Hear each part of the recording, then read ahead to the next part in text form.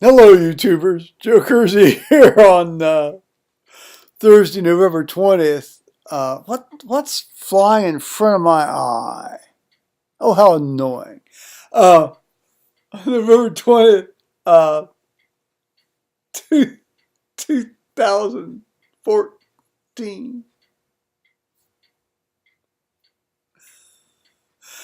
As my nephew says, left is right and right is left and back is front and front is back. Uh,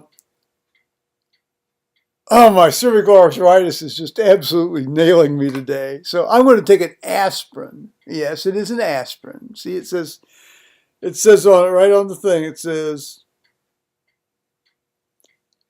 aspirin.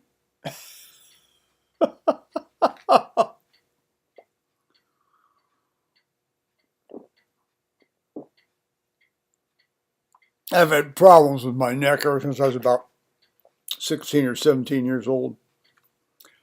Whine, whine, whine.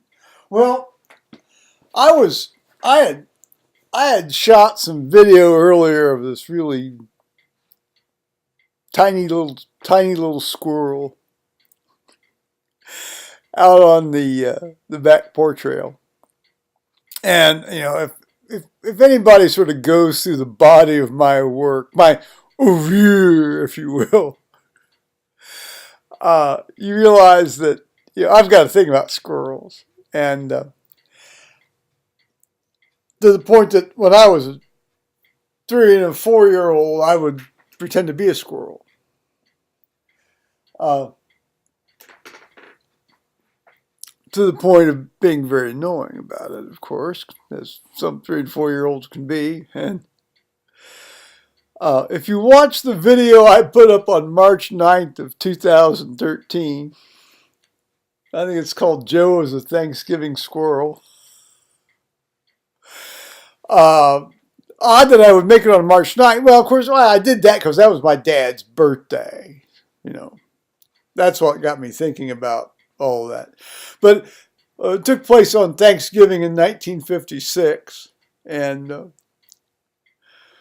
that the events of that day kind of disabused me of being a squirrel ever after that. But that did not end my fascination with these creatures. You might want to go back and check that out. Meanwhile, now on to today's topic.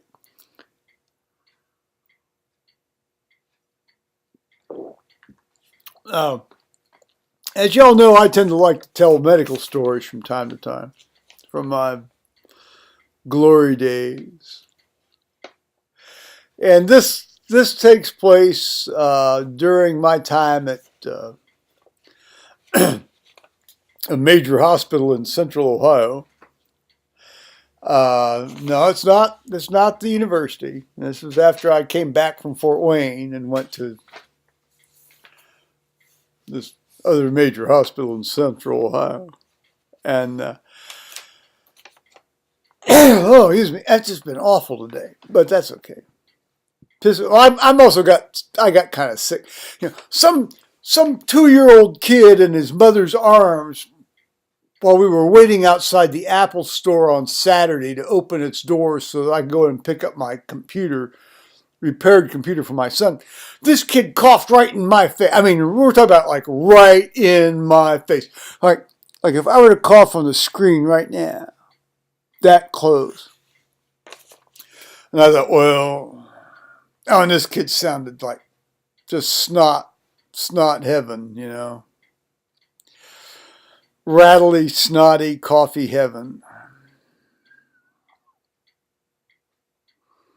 Thanks, Mom. I don't know why you're taking a 2-year-old into a place that doesn't sell anything less than for about $700, $800.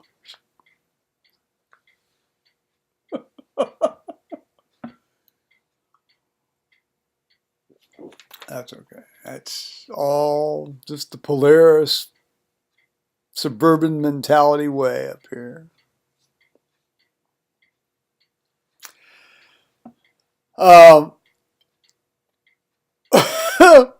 well, after that digression, now I want to tell you this story about Paul and I got. Pardon my scruffiness.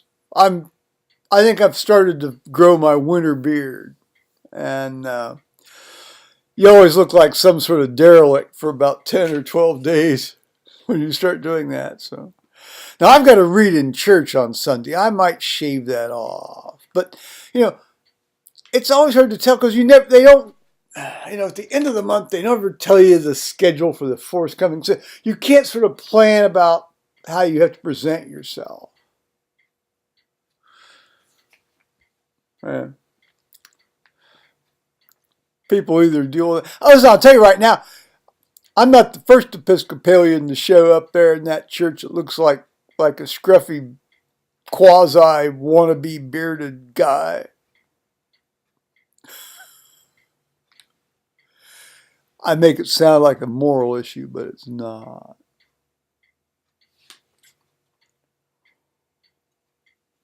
So anyway, we did a lot of,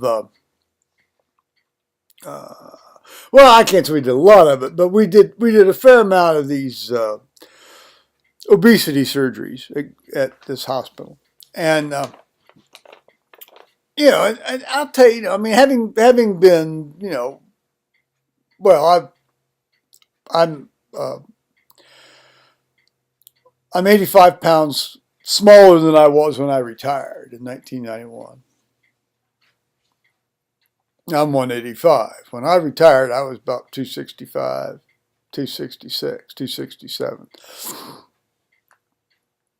And at a certain point, you realize if you stay that huge, you're going to die. So you do things to lose weight. In my case, I cut back from 10 beers a day to 4 beers a day. And 9 months later, I had lost 35, 40 pounds. So, well, 30 pounds. And then on a trip to England with my son, then in 1995, 20 years ago, I lost an additional 10 pounds. And then I stayed that way for a long, long time until I got food poisoning. Staph food poisoning. I highly recommend that to anybody who has a weight loss mechanism. It's like 4 days of horribleness, but at the end, I mean, your appetite set points cranked so way down. I lost another 40 pounds after that, albeit slowly, which is good. You don't want to lose it too fast. Unfortunately, my appetite's come back, so now I feel hungry all the time, but that's just the way it's going to be. Oh, I sound like a supermodel, don't I? I haven't gotten to the story yet, and I've got this thing all sort of outlined out.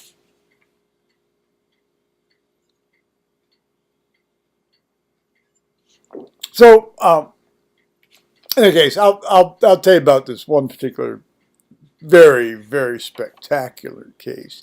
And I'll tell you the interesting thing about these cases is, and they were almost all women. That's not a sexist statement. That's just talking about the sample I encountered.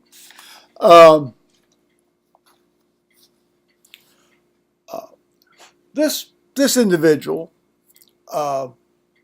was in her, oh gosh, she was probably in her early 40s. Of course, she looked like she'd just been beaten with a stick for her entire life, and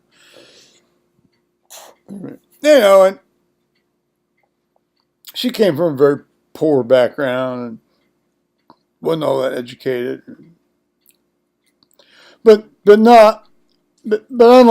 unlike some people who aren't educated, she wasn't proud of that fact. I mean, she realized that she didn't know a lot of stuff, and would ask you to explain things, and then she'd listen to the answers and things.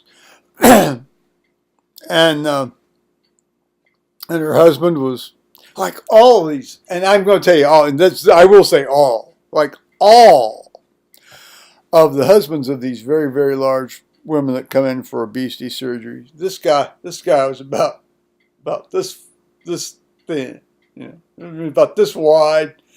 He's about this tall, and you know, and they have, and invariably they have anywhere from like 3 to 7 kids, and so he must have a dick about this long, because it couldn't be any shorter to get in there. It just couldn't. Well, that's neither here nor there to what I'm really trying to tell you. See, I've got an outline. I just haven't gotten to it yet. And so, to say this woman had a large belly is not quite the case. Now, there are large bellies where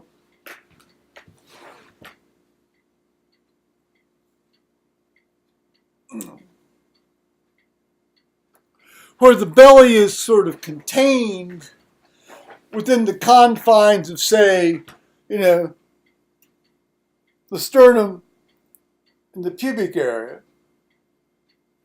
And then there are large bellies where you have this kind of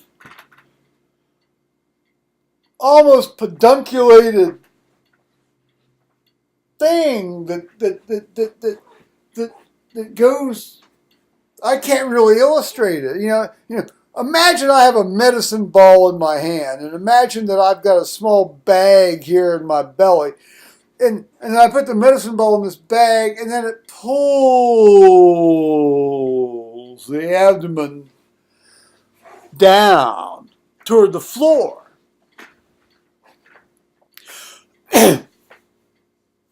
Such is what this particular patient had. And then it pull, and of course, when you get something like that, you can't get enough lymphatic return and venous return, and you get this big edematous weeping ball of fat and tissue, and in her case, it was dragging on the floor.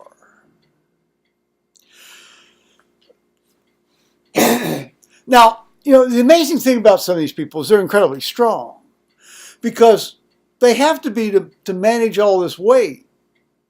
So their underlying muscle mass is quite strong. Here she was well over 500 some pounds, and she'd go thumping and bumping down the hall. When I say thumping and bumping, I'm very serious. That's what you'd see this thing going boop, boop, boop, boop, boop, boop, boop, boop, boop, boop, boop, boop, and it was like boop, boop, boop, boop, boop, boop, boop, boop, boop, boop. And of course, what happened? Of course, it's basically her belly dragging on the ground. Got infected. So she had these horrible infections. She's very septic. Ran these, intermittent low-grade fevers, and she had to be on antibiotics and things. And of course, there's no self-respecting antibiotic that's going to take time to get down, and fight its way down there in the blood supply to that thing. Because these are not well-supplied areas anyway.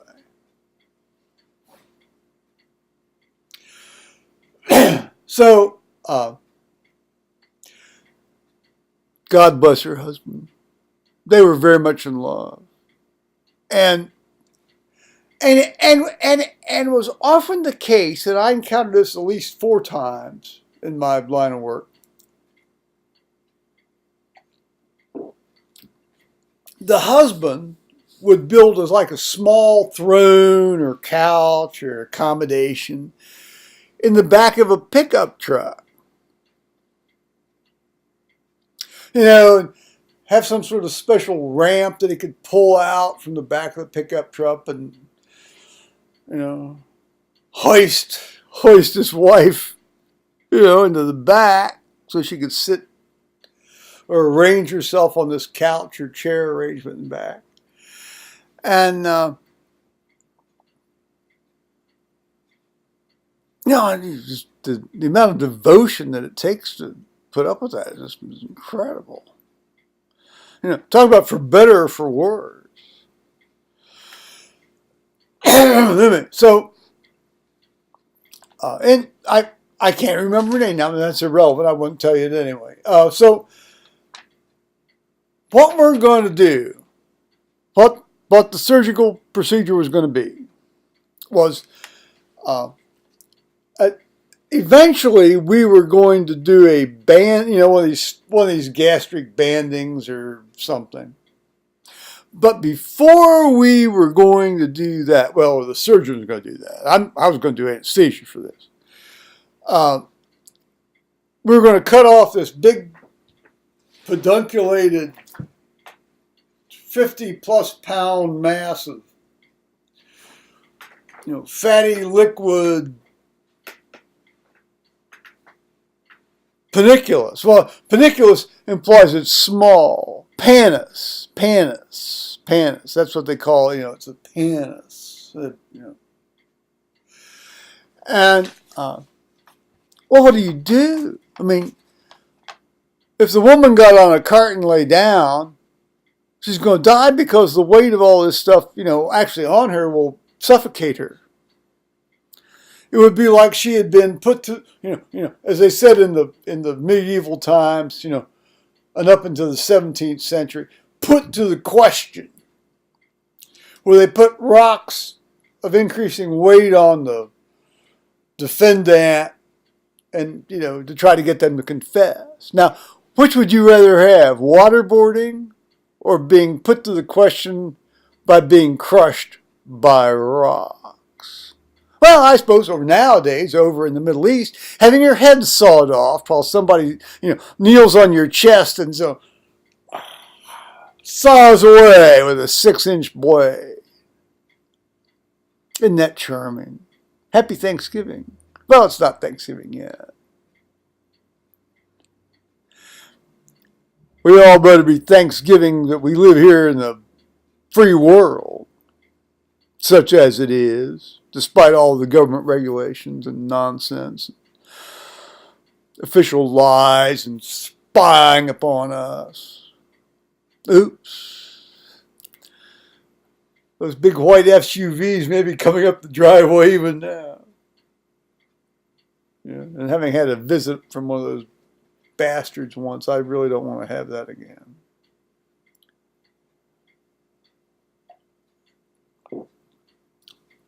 But I digress. It's always a long way around Robin Hood's barn here on the Joe Kersey channel. So the challenge from an anesthetic standpoint is, you've got to put this woman to sleep, and you've got to get an airway, in her, and and then basically, as long as you can ventilate the individual, you're fine. I mean, she'll be fine. Because as I said, the underlying physiology on these people is pretty good. I mean, they're generally fairly young, well, in their 40s and so forth. And and if they've been able to, carry this stuff around, they're fairly robust. Underneath all the fat, they're fairly robust. So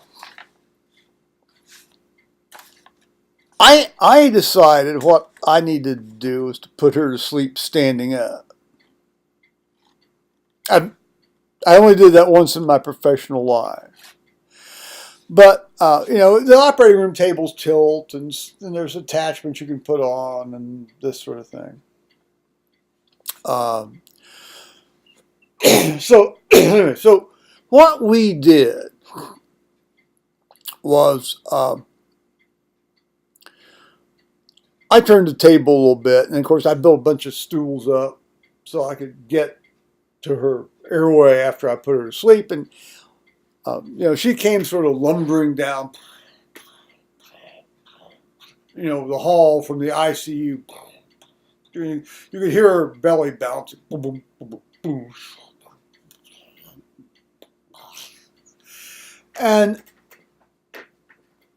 so, and I had talked to her. I mean, she was a very agreeable, pleasant individual. I mean, really, absolutely first rate. I mean, she wasn't educated, but she wasn't stupid.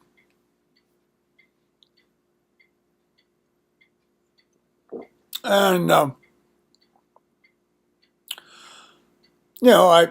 had her stand on the table and then, we lay back. But, by laying back, I mean, like she was maybe at about an angle of, 15, maybe 20 degrees.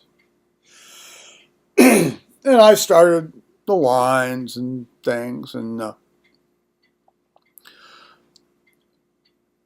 and you always assess their airway. And like, again, like a lot of very obese people, but not all. You'd sort of do the standard evaluation there where you say, open your mouth, stick out your tongue, and check the crico, sort of the cricothyroid distance and the mentum.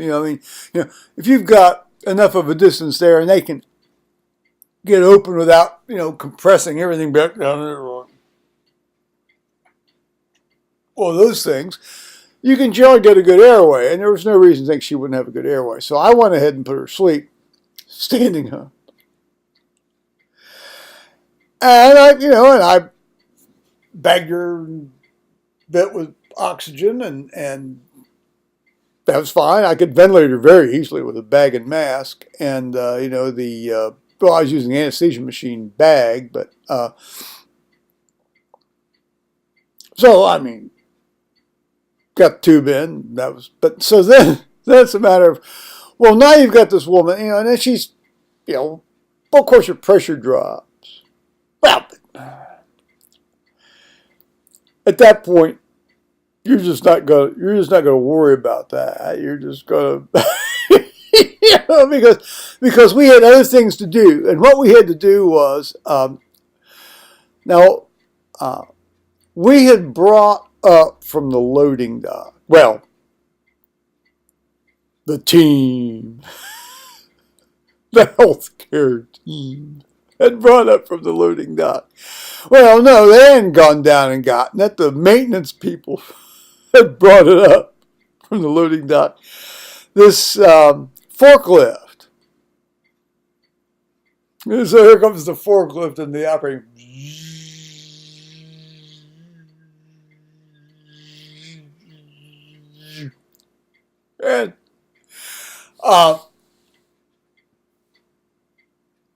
And the idea was this forklift was going to lift this Pannus, this big, basically ball of wet edematous fat and tissue and stuff, up so that when we actually laid her flat, so she could be operated upon,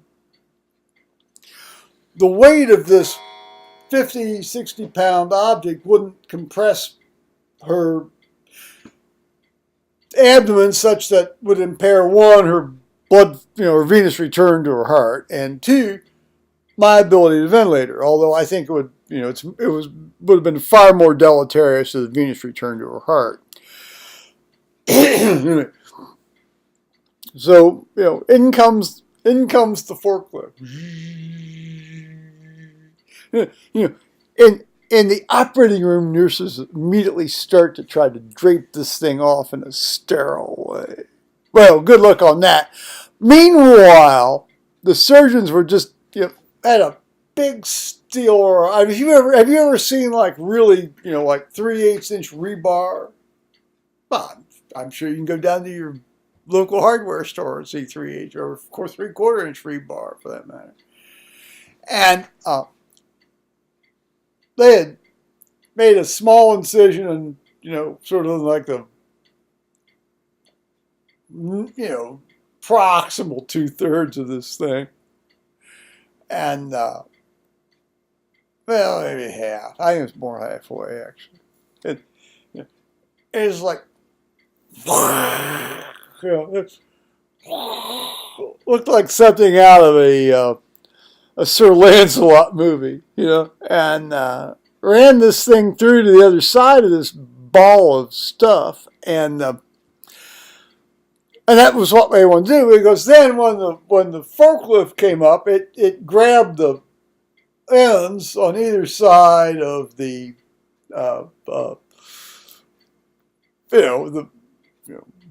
the bar and lifted it up such that then we could tilt the table flat and sort of left this ball of, edema and fat, who's sort of hovering in the air like a full moon over the top of this woman's body. The nurses also tried to drape off some more things there at that point. Meanwhile, of course, and all you lay people out there may well take this the wrong way, but I can assure you that anybody in the medical world that is listening to this understands it completely. We're just having a high old time laughing about all this nonsense. Well, it's not nonsense. I think it was really the only way to handle it.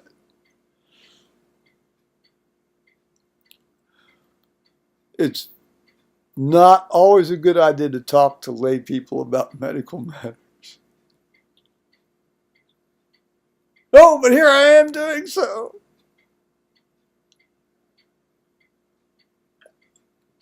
Well, in any case,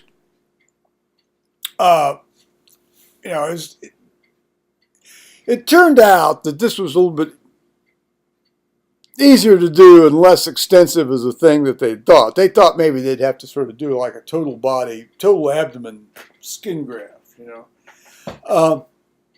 but sort of the weight of this thing had stretched itself meant that the amount of skin graft that had to be put over the excised base of this sort of quasi-pedunculus that went out was far less of an area than they had thought, and so they were able to take this thing off, and then of course sending it down to pathology was fun because you have to send everything out to pathology, and so they brought up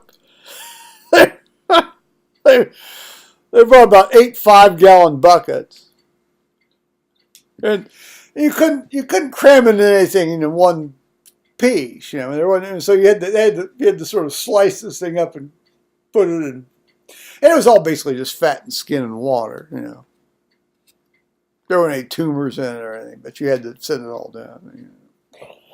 So this, the extra circulating nurses were all carrying these 5-gallon buckets full of this fat down to pathology.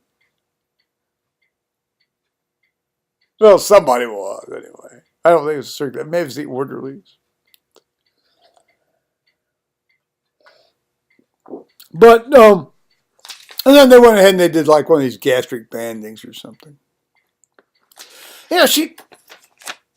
She came through like a charm. I mean, she just came through like a charm. Went down to the recovery room, woke right up.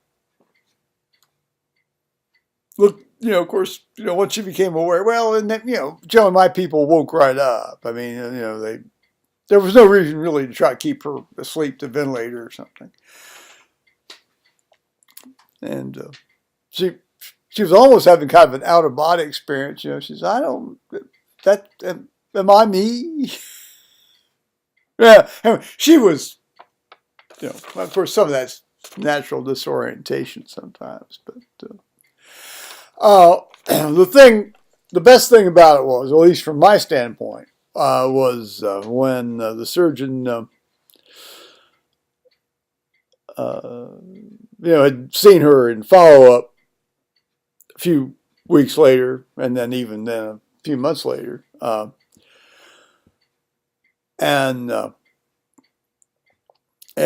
the husband was real happy because he could finally take out sort of the couch throne arrangement in the back of his pickup truck, and had his pickup truck back.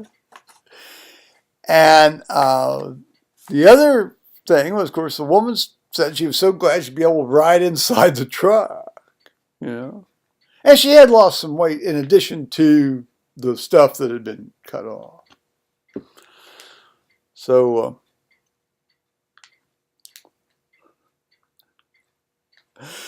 As I said the other day, great moments in medicine. This actually was a great moment in medicine, both for me and for her and her husband.